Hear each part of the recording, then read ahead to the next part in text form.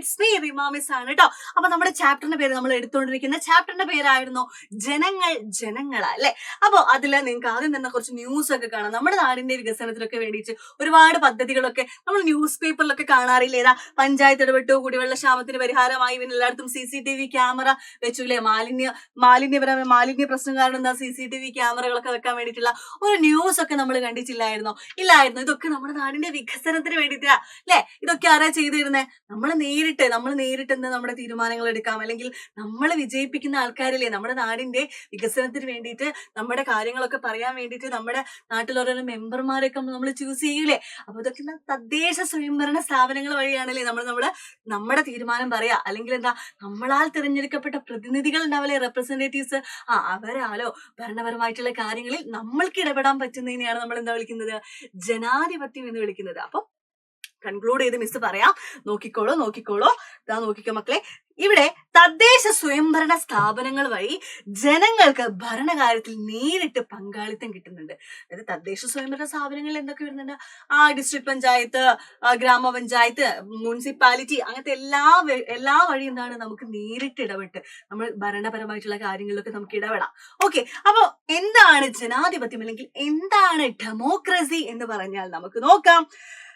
The system in which the people themselves for their elected representatives. സ്വതന്ത്രമായ അല്ലെങ്കിൽ ഒരു വ്യക്തിക്ക് എന്താണ് നമ്മുടെ ജനങ്ങൾക്ക് നേരിട്ടോ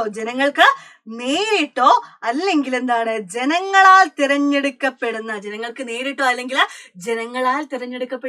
പ്രതിനിധികളാലോ എന്താണ് ഭരണകാര്യങ്ങളിൽ അല്ലെങ്കിൽ ഭരണപരമായിട്ടുള്ള കാര്യങ്ങളിൽ തീരുമാനമെടുക്കുന്നതിനെയാണ് നമ്മൾ എന്ത് വിളിക്കുന്നത്?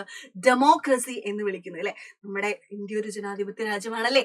അതായത് നമ്മൾ എന്താണ് നമ്മുടെ ഈ ഒരു സിസ്റ്റം അല്ലെ, തദ്ദേശ സ്വയംഭരണ സ്ഥാപനങ്ങൾ വഴി എന്താണ് നമുക്ക് നമ്മുടെ അഭിപ്രായങ്ങൾ, നമ്മുടെ ഭരണകാര്യങ്ങളിലൊക്കെ എന്താണ് കാര്യങ്ങൾ പറയാൻ വേണ്ടിയിട്ടുള്ള റൈറ്റ് ഉണ്ട് അല്ലെ. അപ്പൊ അതിനെന്തൊക്കെയാ തദ്ദേശ സ്വയംഭരണ സ്ഥാപനങ്ങൾ നമ്മളെ ഹെൽപ്പ് ചെയ്യുന്നുണ്ട് അല്ലെ. അപ്പൊ എന്താണ് ഡെമോക്രസി എന്ന് വെച്ചാൽ നമുക്ക് ചുരുക്കി പറയാൻ പറ്റും. The system in which the people themselves or their elected representatives make decision on administrative matters is called democracy. അതായത് ജനങ്ങൾ നേരിട്ടോ അല്ലെങ്കിൽ ജനങ്ങളാൽ തിരഞ്ഞെടുക്കപ്പെട്ട റെപ്രസെന്റേറ്റീവ്സോ വക ഭരണപരമായിട്ടുള്ള കാര്യങ്ങളിൽ ഇടപെടുന്നതിനെയാണ് നമ്മൾ ഡെമോക്രസി എന്ന് പറയുന്നത്.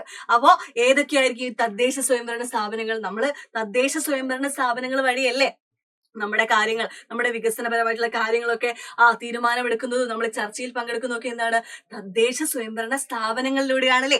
അപ്പോ ഏതൊക്കെയാ ത്രിതല